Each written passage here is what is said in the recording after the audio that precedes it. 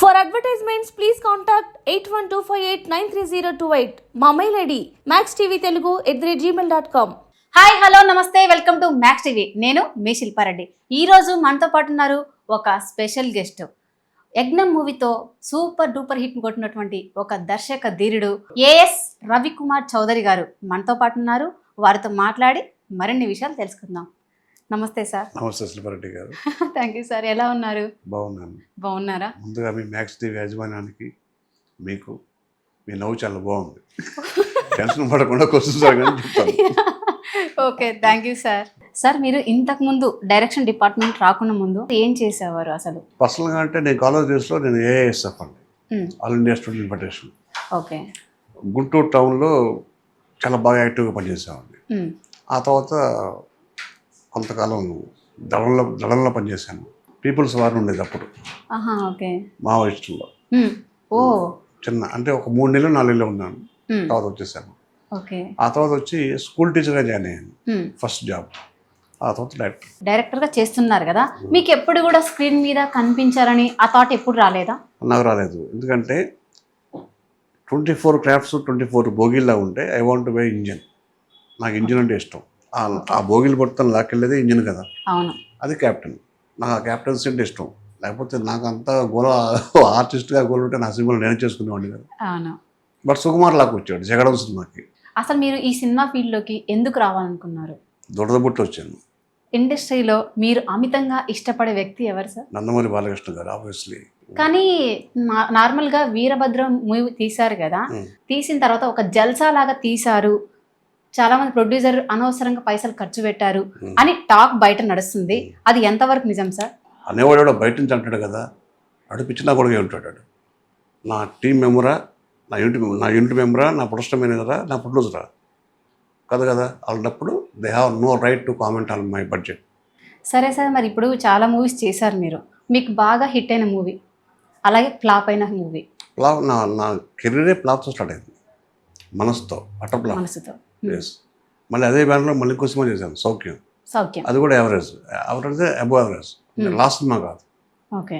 కాబట్టి నాకు హిట్ తెలుసు, ఫ్లాప్ తెలుసు. బాగా హిట్ అంటే ఇంకా ఆబ్వియస్లీ యజ్ఞం తర్వాత ఆటాడేస్తా. ఓకే. దాని తర్వాత పిల్లాను లేని జీవితం, ఇప్పుడు రాబోయే తిరగబడరస్తా. సార్ 2015లో సౌఖ్యం మూవీ తీశారు. 14లో. ఓకే. ఇప్పుడు తీస్తున్నారు. మీరు ఎందుకని ఇంత గ్యాప్ తీసుకున్నారు అసలు? ఇది రెగ్యులర్ క్వశ్చన్ అయిపోయిందమ్మా. ఇలాంటి క్వశ్చన్ మళ్ళీ ఆన్సర్ ఎవరు అడగకూడదు చెప్తా. మీకెందుకు దురద నా గ్యాప్ తీసుకున్నప్పుడు? సార్ దురద అంటే ఇప్పుడు నార్మల్గా దురద అని చెప్పేసి అంటున్నారు. నా ఇష్టం అనేది, నాకు మూడు రావాలి, అప్పుడు నేను సినిమా తీస్తాను. నా ప్రొడ్యూసర్ దొరకాలి, మంచి కథ దొరకాలి, అప్పుడు నేను సినిమా తీస్తాను. ఇలా నేను గ్యాప్ తీసుకుంటే మీకెందుకు?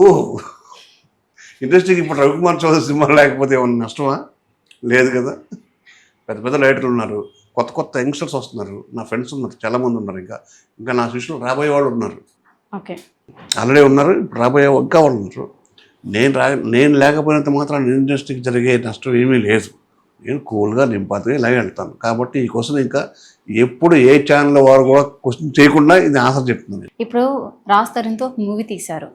ఆ ఈవెంట్లో కూడా మీరు హీరోయిన్కి ముద్దు పెట్టారు.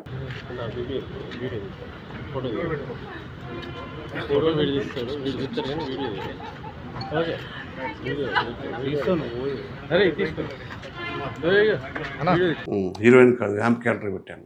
ఓకే. ఎందుకని సార్ అలా? చాలా మంది ట్రోల్ కూడా చేస్తున్నారు. ఏమైనా ట్రోల్ చేశారండి? అంటే అలా ముద్దు పెట్టడం పబ్లిక్ గా తప్పు. అమ్మాయి ఏం చెప్పిందండి? అది కూడా మీరు తెలుసుకుని ఈ క్వశ్చన్ అడగాలి. ఓకే. సరే, పబ్లిక్ గా అలా ముద్దు పెట్టడం తప్పు అని చెప్పేసి చాలా మంది ట్రోల్ చేస్తున్నారు. చాటుగా పెట్టుకోవచ్చా? చాటుగా పెడుతూనే ఉంటారు కదా, అటువంటివి కామన్ కదా సార్ అవి. నేను నా పాప కూడా ముద్దు పెడతాను. అంటే చిన్న పిల్లలకి వేరు, బట్ కానీ చిన్నపిల్లే. అంటే మీ దృష్టిలో చిన్నపిల్లే కావచ్చు, బట్ కానీ పబ్లిక్ గా అలా మీకు వచ్చి నొప్పి ఏంటి నాకు అర్థం కావట్లా. ఆ అమ్మాయి ఆన్సర్ చూడండి. ఫస్ట్ ఆఫ్ ఆల్ ఆ అమ్మాయి ఏం చెప్పింది చూడండి. ఆ అమ్మాయి ఆన్సర్ చెప్పింది, ముద్దు పెట్టగానే థ్యాంక్ యూ అని చెప్పింది. కాబట్టి నా ఫోన్ ఇస్తే ఇప్పుడు చూపిస్తా. ముద్దు పెట్టగానే థ్యాంక్ యూ సార్ అంది.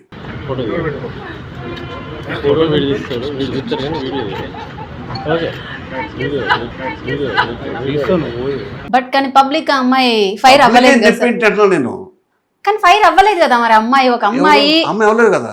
అదే అవ్వరు కదా సార్ ఆ టైంలో. మీరు ఒక డైరెక్టర్ ఏమండి, ఆ టైంలో కాదండి. ఆ తర్వాత అమ్మాయి బాంబే ఎయిర్పోర్ట్లో వేరే కంట్రీ వెళ్ళాలి. అంటే ఫ్లైట్ కనెక్టింగ్ ఫ్లైట్ కొంచెం లేట్ అవుతున్నా కూడా బాంబే ఎయిర్పోర్ట్లోంచి బయటకు వచ్చి ప్రెస్ మీట్ పెట్టి మరి నా గురించి చెప్పెళ్ళింది. ఎంత బాగా చెప్పింది అది చూడండి, మీరు ఆ వీడియో చూడండి. Next Bigg Boss the great Salman Khan అడిగారు, ఇదే క్వశ్చన్ అడిగారు.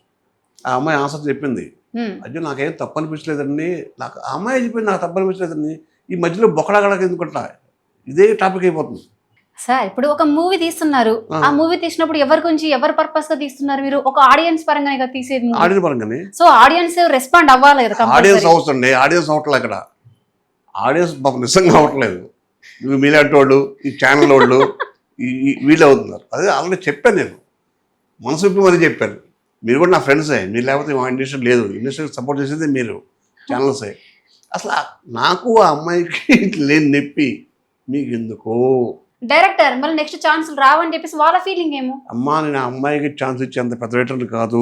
ఆ అమ్మాయి నాకు ఛాన్స్ ఇచ్చింది, ముద్దు పెట్టి నేను ఛాన్స్ ఇచ్చింది. అందుకని ఏం కాదు. ఆ అమ్మాయికి ఎవరికో ముద్దు పెట్టి నీకు ఉందా, నీకు పెట్టుకుంటావా? నాకైతే వద్దు సార్ అటువంటి కాంట్రవర్సీలు. కాబట్టి మీకు వ్యూస్ కావాలి, నాకు వ్యూస్ కావాలి, నా వ్యూవర్స్ కావాలి, మీకు వ్యూస్ కావాలి, కాంట్రవర్సీ కావాలి.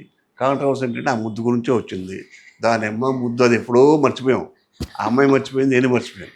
కానీ సార్ మీరు మర్చిపోయారు, తను మర్చిపోయింది. కానీ ఇక్కడ ఏంటి, అక్కడ ట్రోల్స్ ఇంకా వెళ్తానే ఉన్నాయి. ట్రోల్స్ ఏ ట్రోల్? నా మీద ఎవరు ట్రోల్ చేయలేదు. చేశారు కదా సార్. ట్రోల్ చేయలేదు, వైరల్ చేశారు.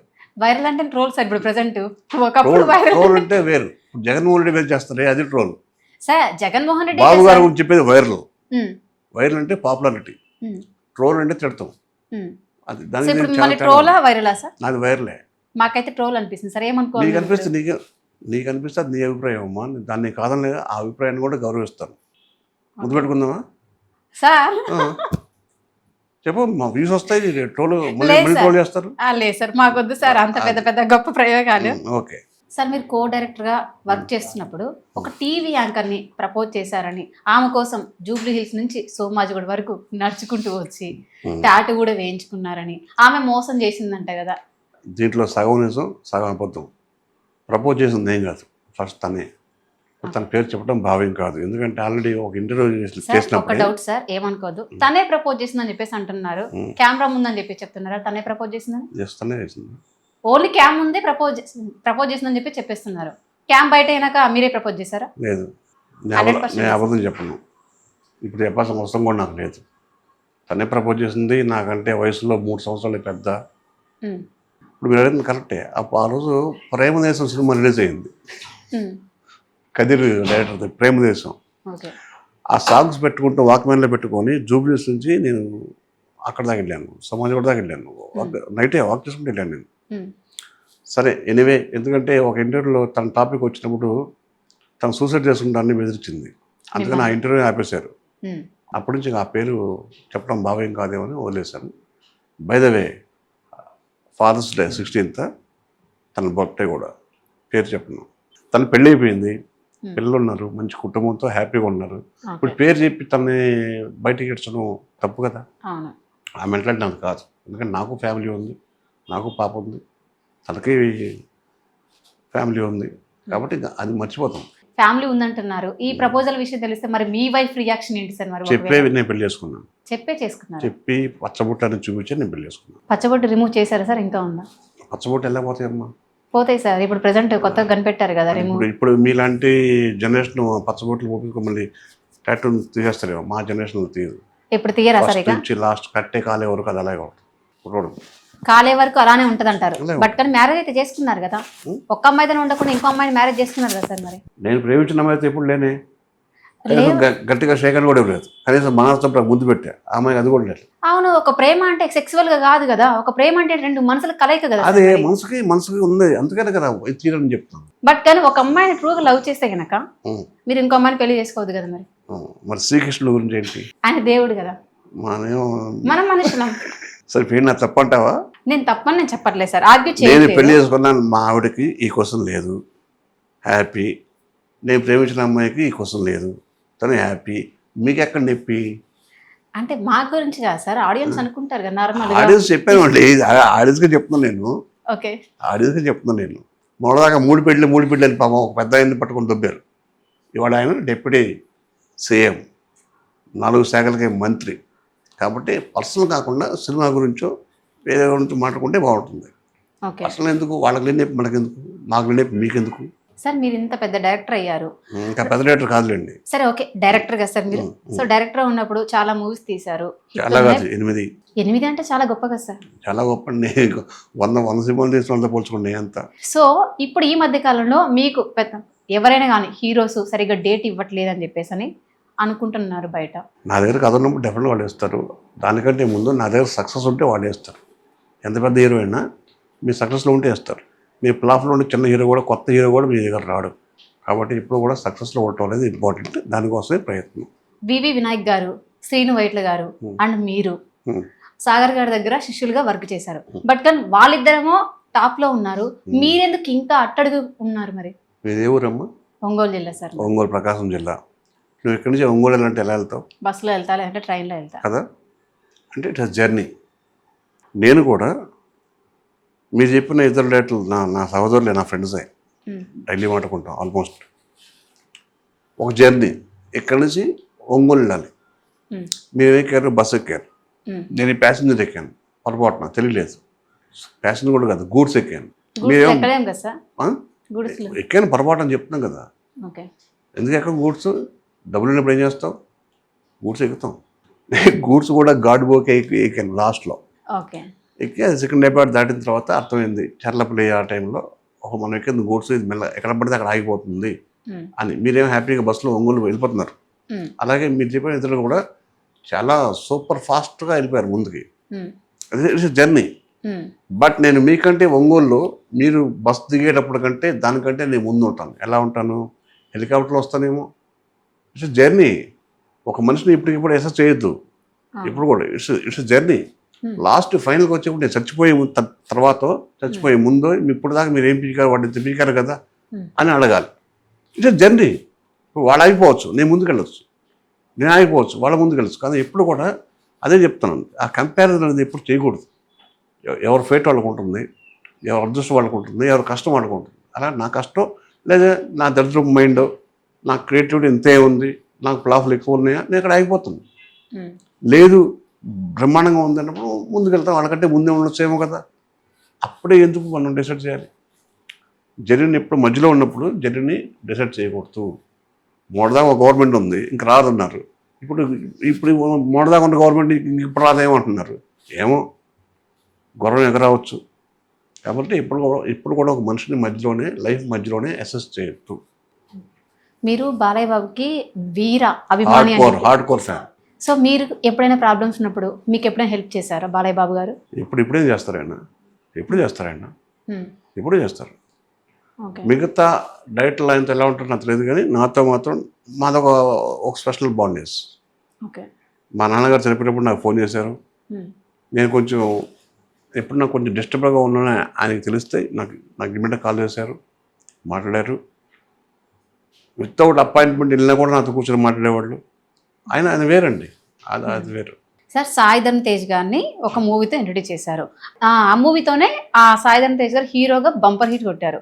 మీ ఫీలింగ్ ఏంటి సార్? మరి అసలు ఆబ్వియస్లీ బ్రహ్మాండంగా హ్యాపీ ఫీల్ అవుతాం. ఒక హీరో నిలబడ్డాడు.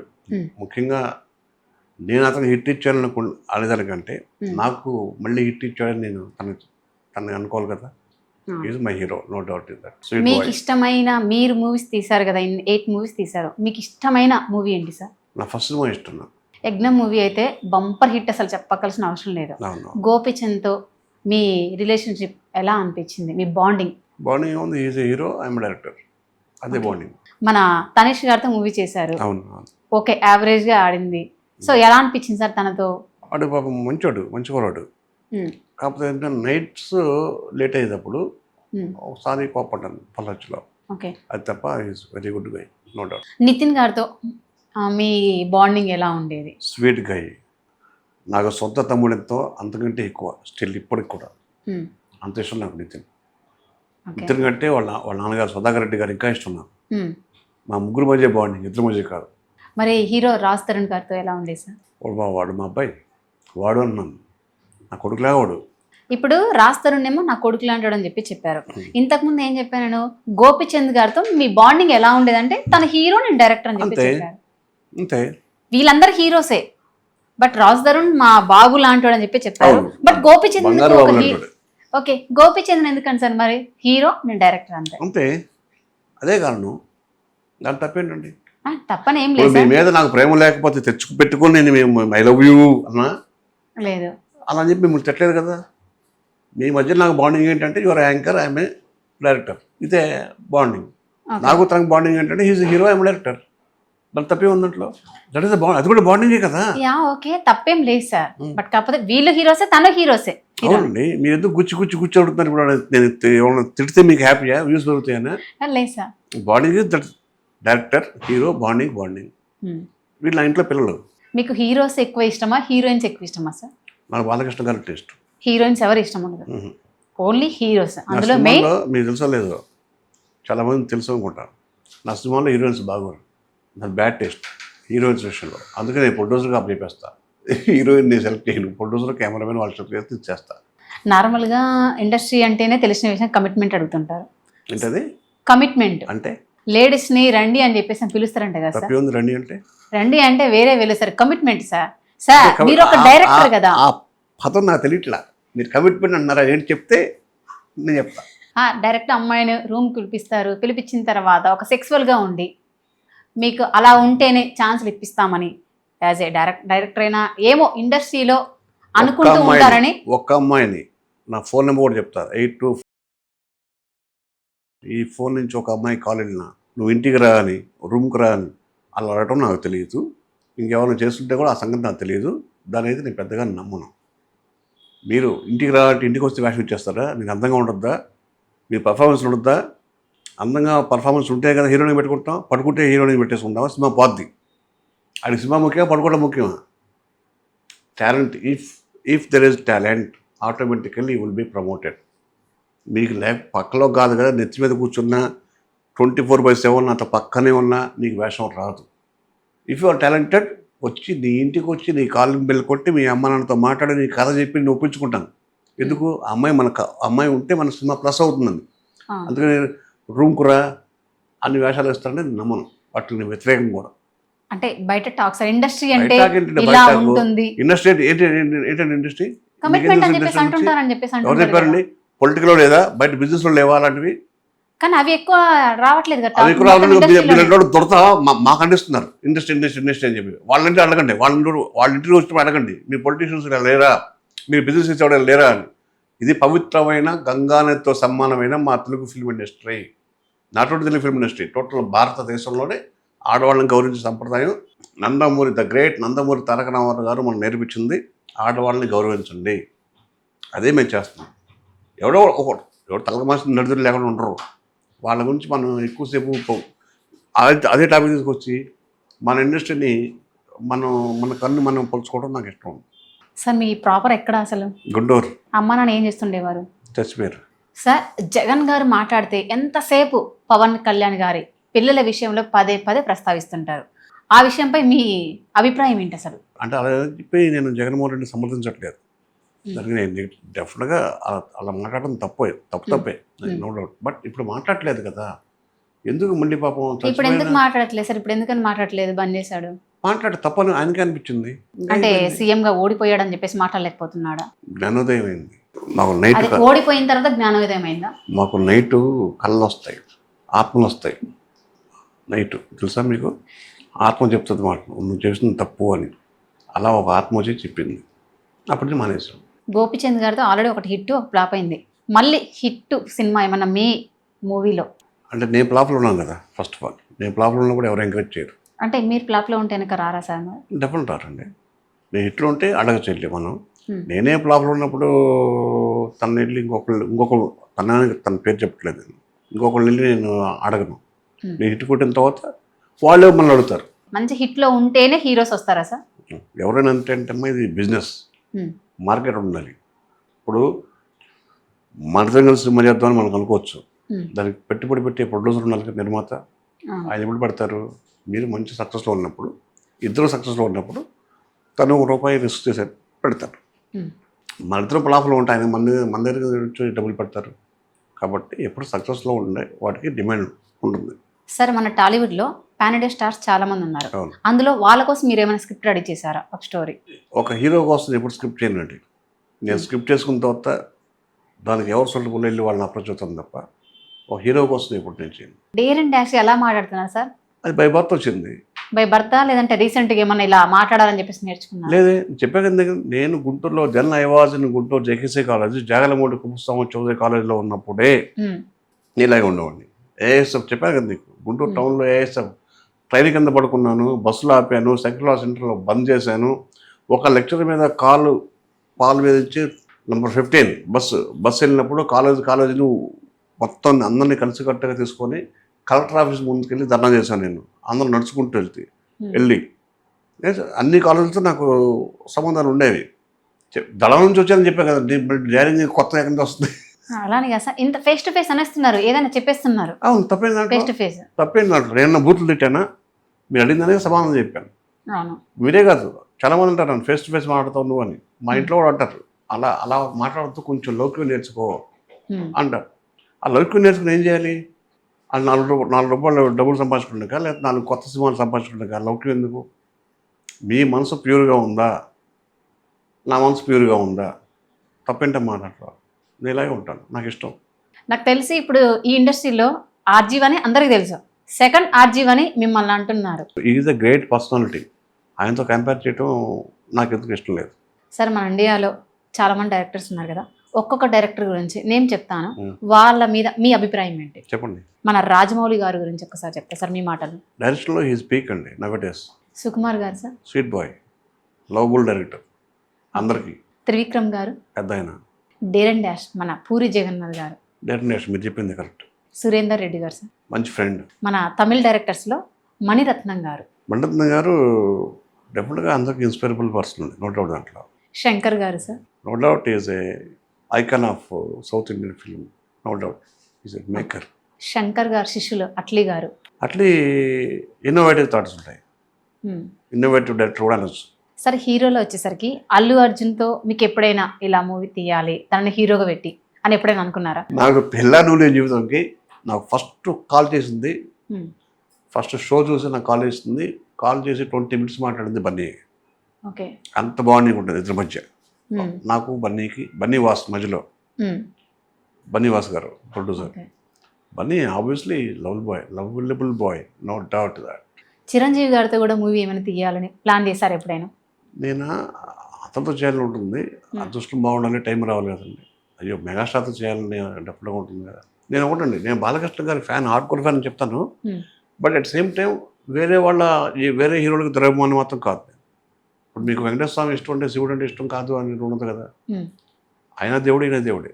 బట్ నాకు ఇష్టం వెంకటేశ్వర స్వామి, అలాగే నాకు ఇష్టం బాలకృష్ణ గారు తప్ప మిగతా అందరు హీరోలతో చేయాలని ఉంటుంది. టైం రావాలి, సక్సెస్ ఉండాలి, మార్కెట్ ఉండాలి. బాలయ్య బాబు గారికి వీరాభిమాని, బట్ కానీ వీరభద్ర సినిమాను ఒక్కటే తీశారు కదా సార్, ఇంకా ఏం సినిమా ప్లాన్ చేయలేదా బాలయ్య బాబు గారితో? నాకు కథ చెప్పాను కదండి, నాకు మళ్ళీ కాన్ఫిడెంట్గా కథ వచ్చినప్పుడు ఒకసారి జరిగిన తప్పుని రెండోసారి చేసే మెంటాలిటీ కాదు నాది. నేను కాన్ఫిడెంట్గా ఉన్నప్పుడు డెఫినెట్గా వీళ్ళు అప్రోచ్ సార్ వెళ్ళి ఇదండి అని చెప్తాను. డెఫినెట్గా నాకు తెలిసి డెఫినెట్గా 5 సినిమా చేస్తాను. ఎందుకంటే ఆయన నన్ను 2 సార్లు పిలిచారు తర్వాత బట్ నా దగ్గర కథ లేదు. డెఫినెట్గా ఏదో చేస్తాను నేను, నాట్ డౌట్ ఇన్ ఇట్. ఫ్లాప్లో ఉన్నా కూడా బాలయ్య బాబు గారు మిమ్మల్ని పిలిపించి ఏమైనా కథ చెప్పండి చేస్తామని చెప్పేసి అన్నారు. అవును, ఈజ్ ద హీరో అండి, అది నాట్ రియల్ హీరో కూడా. అవును సార్. రామ్ చరణ్ గారితో ఎప్పుడైనా మూవీ తీయాలి? రామ్ చరణ్కి నాకు పెద్ద పరిచయం లేదు. 2 times కలిసాను నేను. ఒకటి పిల్లల జీవితం ఓపెనింగ్కి, నెక్స్ట్ పిల్లల జీవితం ఆడియో రిలీజ్కి. నేను ఇప్పుడు దాకా ఎగ్జిట్ సినిమా చూడలేదు, డెఫినెట్గా ఇవాళ చూస్తాను అని స్టేజ్ మీదే చెప్పారు. అంత పరిచయం తప్ప డెఫినెట్గా ఇప్పుడు ఆయన కానీ జూనియర్ ఎన్టీఆర్ కానీ ఇప్పుడు ఏంటంటే వాళ్ళు ప్రభాస్ గారు కానీ వీళ్ళంతా ఇప్పుడు ఎక్కడున్నారు, నేషనల్ లెవెల్లో ఉన్నారు. వాళ్ళతో సినిమా చేస్తే అవకాశం వస్తే ఎవడు కాదనుకుంటారు. ఈ ఇండస్ట్రీలో చాలా మంది హీరోస్ ఉన్నారు, యాక్షన్ హీరోస్ అంటే ఎవరు ఇష్టం సార్ మీకు? బాలకృష్ణ గారు. ఆయన మించిన యాక్షన్ హీరో ఉన్నారు మనకి, అప్పటికి ఇప్పటికి ఎప్పటికీ బాలకృష్ణ గారే. ఒక సరదాగా ఒక మాట అంటారు సినిమాలో ఉంటుంది, వీర్రాగొడ్డి అనుకుంటా. బాలకృష్ణ గారు నువ్వు ఎవరు అని అంటారు. 10 నిమిషాల్లో మూయబోయే పబ్బు దగ్గరికి నిలబడి ఒక సౌండ్ వస్తుంది, అది నేను జై బాలయ్య అని వస్తుంది. అంతకంటే యాక్షన్ హీరో ఎవరు ఉంటారు? ప్రభాస్ గారితో అనిపించిందా తను ఎలాగో? మిస్ అయింది. ఎగ్ను ఫస్ట్ అనుకుంది ప్రభాస్ హీరో. ఓకే. అది కొన్ని కారణాల వలన, అంటే అప్పుడు నేను ప్లాఫ్లో ఉన్నాను కాబట్టి ఫస్ట్ గోపి కాదు దానికి, ప్రభాసే. ప్రభాస్ అంటే ఓకే. బట్ నేను ప్లాఫ్లో ఉన్న కారణంగా అది అనుకున్నట్టు జరగలేదు. అప్పుడు గోపిని రీప్లేస్ చేశాను. అది గోపి అదృష్టం, నా అదృష్టం. ప్రభాస్ మిస్ అవ్వటం నా దురదృష్టం.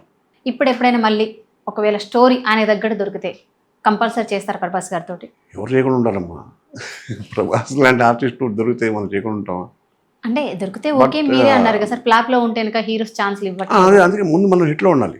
మన హిట్ వస్తే ఆటోమేటిక్గా మనం కెన్ అప్రోచ్. నువ్వు ప్లాఫ్లో నువ్వు మైనస్లో ఉండి నువ్వు వెళ్ళిపోయి నువ్వు నాకు ప్రెస్ అవుతావురా అంటే ఎందుకు వస్తారు? ఎవరు రారు. ఇట్స్ పక్కా కమర్షియల్ బిజినెస్ వరల్డ్. సార్ మీరు ఇప్పుడు కొత్తగా డైరెక్ట్ చేసిన మూవీ తిరగబడరా సామి, ఆ మూవీ రిలీజ్ చేయడానికి ఏమైనా ఇబ్బందుల్లో ఉన్నాయని చెప్పేసి? ఏమీ లేదు. జూలై 2nd వీక్లో రిలీజ్ అవుతుంది సినిమా. July 2nd week. ఇప్పుడు దాకా ఏంటంటే మొన్న దాకేమో తెలంగాణ ఎలక్షన్స్ పోయింది. My producer is a politician. దీని దాకేమో ఆంధ్ర ఎలక్షన్స్ ఉంది. ఆ తర్వాత 10th క్లాస్ ఎగ్జామ్స్ అని, మధ్యలో మళ్ళీ ఎంసెట్ అని, ఇవన్నీ వరుసగా వచ్చాయి. మేము కరెక్ట్గా డేట్ చూసుకోవాలి కదా. ఇప్పుడు ఆయన ఖర్చు పెట్టినప్పుడు ఆయన ప్లీజ్ ఎందుకు ఆపుకుంటారు? కాబట్టి ఎటువంటి ఇబ్బందులు లేవు. మేము we are waiting for a good date. అది ఇప్పుడు వచ్చింది. జూలై 2nd వీక్లో 100% సినిమా రిలీజ్ అవుతుంది. Anyway thank you sir, thank you so much. Tiragabadara Swami super duper hit అవ్వాలని మనస్ఫూర్తిగా నా తరపున, మా మ్యాక్స్ టీవీ తరపున మనస్ఫూర్తిగా కోరుకుంటున్నా.